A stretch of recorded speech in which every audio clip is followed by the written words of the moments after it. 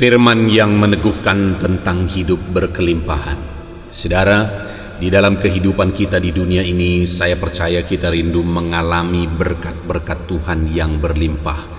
Ya, tentu saja yang paling utama adalah kehidupan kekal. Tetapi selama kita hidup di dunia ini, setiap kita juga rindu mengalami berkat-berkat Tuhan, dan kita mengalaminya dalam kelimpahan. Dan memang kalau kita lihat dalam firman Tuhan, ada janji-janji firman Tuhan, ada ayat-ayat firman Tuhan yang menjanjikan bagi umat-umatnya tentang hidup berkelimpahan. Itu yang akan kita renungkan bersama saudara. Di dalam video ini kita akan renungkan 5 ayat firman Tuhan yang luar biasa tentang hidup berkelimpahan. Yang pertama, Amsal pasal 13 ayat yang keempat. Demikian firman Tuhan. Hati si pemalas penuh keinginan, tetapi sia-sia, sedangkan hati orang rajin diberi kelimpahan. Saudara, prinsip pertama yang ditegaskan di dalam ayat ini untuk kita sebagai umat-umat Tuhan mengalami kelimpahan adalah bukan hanya kita memiliki keinginan, bukan hanya hati kita dipenuhi oleh keinginan. Kenapa? Karena keinginan saja tanpa satu aksi, satu tindakan, maka keinginan itu akan sia-sia, kata firman Tuhan. Tetapi yang ditegaskan di sini adalah bahwa keinginan kita harus dibuktikan, ditindaklanjuti dengan kerajinan. Karena dikatakan di sini hati orang rajin diberi kelimpahan. Adakah saudara memiliki kerinduan dalam hidup saudara? Adakah saudara memiliki keinginan untuk mengalami kelimpahan dari Tuhan? Tentu saja setiap kita menginginkannya. Tetapi jangan biarkan keinginan tinggal keinginan, saudara. Jangan biarkan mimpi tinggal mimpi. Tetapi mari kita buktikan apa yang menjadi keinginan kita itu melalui satu tindakan, yaitu dengan rajin mengejarnya. Apa yang kita inginkan? Apa yang kita impikan? Mari lakukan apa yang seharusnya kita lakukan untuk menuju ke sana, dan mari kita kerjakan dengan rajin dan konsisten. Kalau seseorang merindukan satu bangunan rumah, dia rindu satu bangunan rumah yang selesai utuh, maka tidak bisa tidak, semua langkah-langkahnya harus ada, mulai dari membangun pondasinya, dan kemudian mulai dari meletakkan batu demi batu. Dan tidak akan ada terwujudnya satu rumah yang indah yang bisa ditempati jika tidak ada orang yang rajin dan konsisten, yang terus menaruh batu demi batu, batu demi batu, batu demi batu, batu demi batu, sampai bangunan itu semua selesai. Tidak akan bisa terbangun satu rumah dengan bermalas-malasan, tetapi itu akan bisa terjadi jika ada orang yang terus rajin dan konsisten untuk meletakkan batu demi batu dan menyelesaikannya. Demikian dalam kehidupan kita, saudara. Apa yang kita inginkan?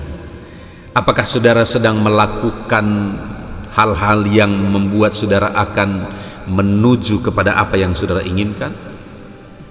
Apakah saat ini kalau saudara menginginkan satu impian dan saudara sedang melakukan tindakan-tindakan yang akan menuju ke sana dengan penuh kerajinan? Saudara, rajinlah untuk mengerjakan, untuk melakukan apa yang bisa saudara kerjakan, apa yang bisa saudara lakukan untuk menuju atau mewujudkan apa yang menjadi impian saudara. Mari maju terus, rajinlah. Firman Allah begitu banyak kita temukan bahwa Dia mendidik, Tuhan mendidik umat-umatnya untuk hidup rajin, untuk hidup giat, supaya kita mencapai apa yang menjadi kerinduan kita.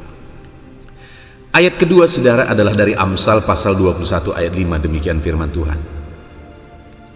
Rancangan orang rajin semata-mata mendatangkan kelimpahan, tetapi setiap orang yang tergesa-gesa hanya akan mengalami kekurangan.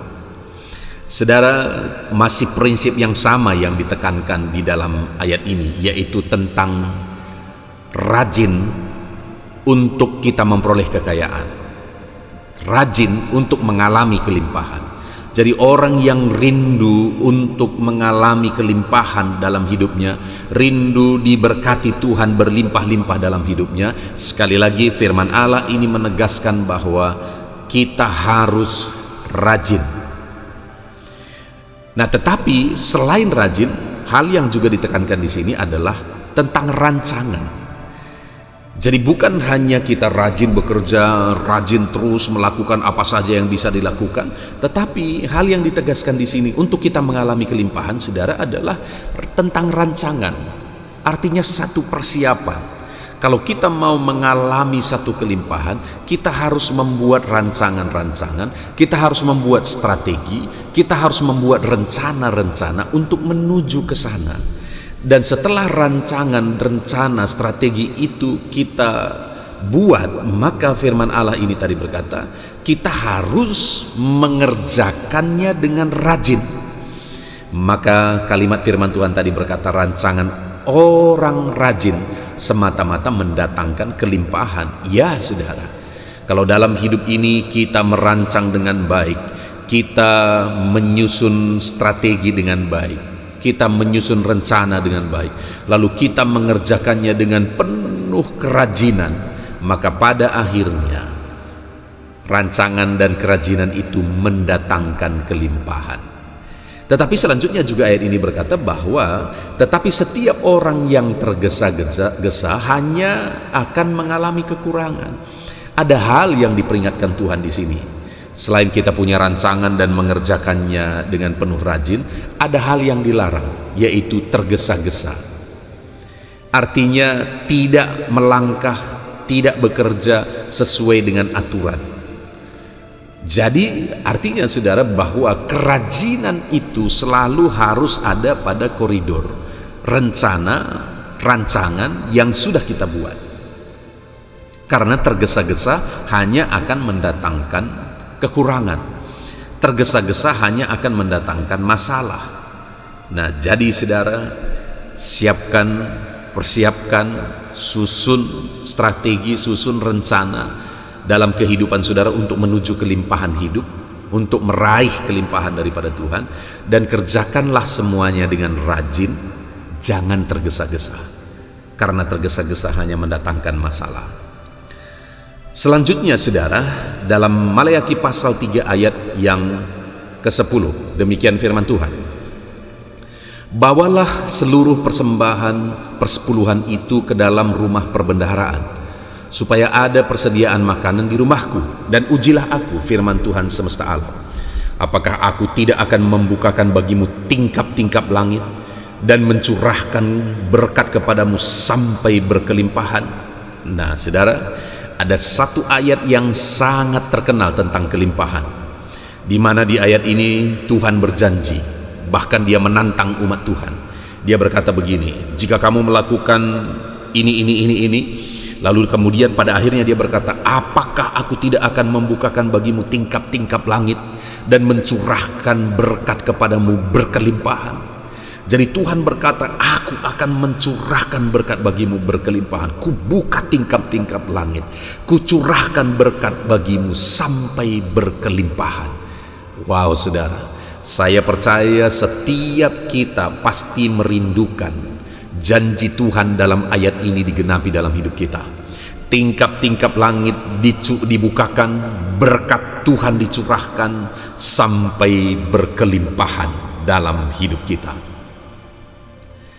Kalau saudara dan saya merindukan itu, maka di awal kalimat dalam Maleakhi 3 ayat 10 ini dikatakan, bawalah seluruh persembahan persepuluhan itu ke rumah perbendaharaan, supaya ada persediaan makanan di rumahku, dan ujilah aku, demikianlah firman Tuhan semesta alam. Jadi saudara, untuk kita mengalami berkat Tuhan berlimpah-limpah, Tuhan menegaskan dalam ayat ini bahwa bawa seluruh persembahan persepuluhan itu ke dalam rumah perbendaharaan, yaitu ke rumah Tuhan. Artinya kita dituntut untuk membawa persepuluhan kita ke rumah Tuhan. Kita dituntut untuk membayar persepuluhan kita. Apa itu persepuluhan, saudara? 1/10 dari penghasilan kita. Dan Tuhan mau itu kita serahkan ke rumah ibadah. Kita serahkan untuk pelayanan pekerjaan Tuhan.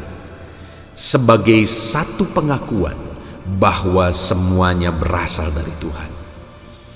Kita terima 100% berkat Tuhan, kita serahkan 10% berkat Tuhan. Itu sebagai satu pengakuan bahwa semuanya adalah berasal daripada Tuhan. Sebenarnya semuanya juga milik Tuhan. Yang 90% ada pada kita itu juga milik Tuhan. Dan tidak boleh kita pergunakan untuk sembarangan, untuk melakukan dosa dan sebagainya. Karena semuanya milik Tuhan juga. Tetapi sebagai pengakuan bahwa semuanya milik Tuhan, maka kita membayar persepuluhan. Nah, saudara, bagaimana dengan saudara? Apakah saudara melakukan itu? Apakah saudara membayar persepuluhan saudara? Ini ayat firman Tuhan. Sekali lagi, firman Tuhan ini berkata, bawalah seluruh persembahan persepuluhan itu ke rumah perbendaharaan, supaya ada persediaan makanan di rumahku, dan ujilah aku, firman Tuhan semesta alam. Lalu dia berkata, apakah aku tidak akan membukakan bagimu tingkap-tingkap langit dan mencurahkan berkat kepadamu sampai berkelimpahan. Saudara, mari kita kembalikan milik Tuhan. Mari kita bayar persepuluhan kita kepada Tuhan, dan biar Tuhan mencurahkan berkatnya berkelimpahan bagi kita. Ayat selanjutnya, saudara, adalah Amsal pasal 11 ayat 24 sampai 25. Demikian firman Tuhan. Ada yang menyebar harta tetapi bertambah kaya. Ada yang menghemat secara luar biasa, namun selalu berkekurangan. Siapa banyak memberi berkat, diberi kelimpahan. Siapa memberi minum, ia sendiri akan diberi minum. Saudara, prinsip hidup berkelimpahan di dalam ayat ini adalah ketika kita rela berbagi. Karena dikatakan siapa menyebar harta, ia akan bertambah kaya. Siapa yang menghemat akan selalu berkekurangan. Siapa yang memberi berkat kepada orang, berbagi berkat kepada orang, diberi kelimpahan, kata firman Tuhan. Jadi kalau saya dan saudara rindu mengalami kelimpahan, rindu mengalami berkat-berkat Tuhan, rindu diperkaya oleh Tuhan, mari kita belajar berbagi, saudara.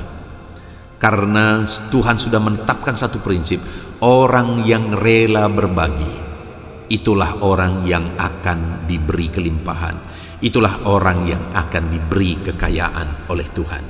Jadi lihat sekeliling saudara, adakah orang-orang yang membutuhkan? Lihat siapa, mungkin keluarga saudara atau orang-orang lain yang hidupnya susah sedangkan saudara memiliki berkat-berkat Tuhan. Mari belajar berbagi, karena orang yang belajar berbagi akan dilimpahi. Kita berbagi bagi orang lain bukan dengan tujuan supaya aku diberkati, bukan, tetapi memang supaya orang-orang lain bisa tertolong. Dan dengan prinsip seperti itu, saudara, Tuhan akan melakukan bagiannya. Tuhan akan memberkati kita. Ayat terakhir, saudara, tentang hidup berkelimpahan adalah Matius pasal 25 ayat 29. Demikian firman Tuhan. Karena setiap orang yang mempunyai, kepadanya akan diberi, sehingga ia berkelimpahan. Tetapi siapa yang tidak mempunyai, apapun juga yang ada padanya akan diambil daripadanya. Saudara, ini konteksnya adalah tentang talenta, di mana ada yang diberi 5, diberi 2, diberi 1. Tetapi yang menerima 1 itu menyembunyikan, tidak mengembangkan talenta yang diberi bagi dia.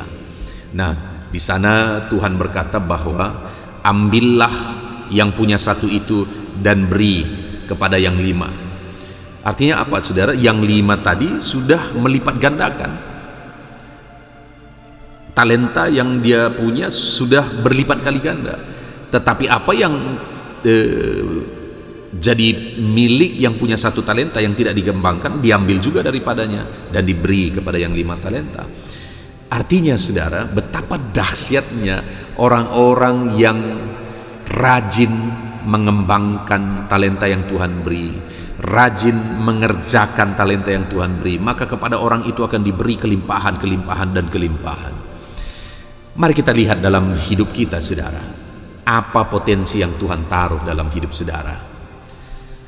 Dan jangan biarkan potensi itu terpendam dan padam dan mati, tetapi kembangkanlah potensi itu saudara, supaya potensi itu semakin berkembang dan Tuhan memakai itu untuk melimpahkan berkat bagi kita. Saudara pasti punya potensi-potensi dalam hidupmu, kembangkan itu dan biarlah Tuhan memakai itu untuk memberkati engkau berkelimpahan. Puji Tuhan saudara, kita sungguh bersyukur kita sudah merenungkan 5 ayat firman Tuhan tentang hidup berkelimpahan. Saudara, ada janji-janji Tuhan yang luar biasa dalam ayat-ayat firman Tuhan ini, dan biarlah kita juga melakukan bagian kita, apa yang dituntut oleh firman Tuhan untuk kita lakukan, yaitu kita harus hidup rajin, kita harus mengembalikan milik Tuhan, kita harus rela berbagi, dan kita harus mengembangkan talenta yang Tuhan beri bagi kita. Mari kita lakukan semuanya itu dengan cara yang terbaik, dan biarkan Tuhan yang melakukan bagiannya untuk mencurahkan berkat berkelimpahan dalam kehidupan kita. Puji Tuhan saudara, kita sungguh bersyukur buat firman Tuhan yang telah kita renungkan, dan alamilah kelimpahan dari Tuhan. Puji Tuhan, Tuhan memberkati kita semua. Amin.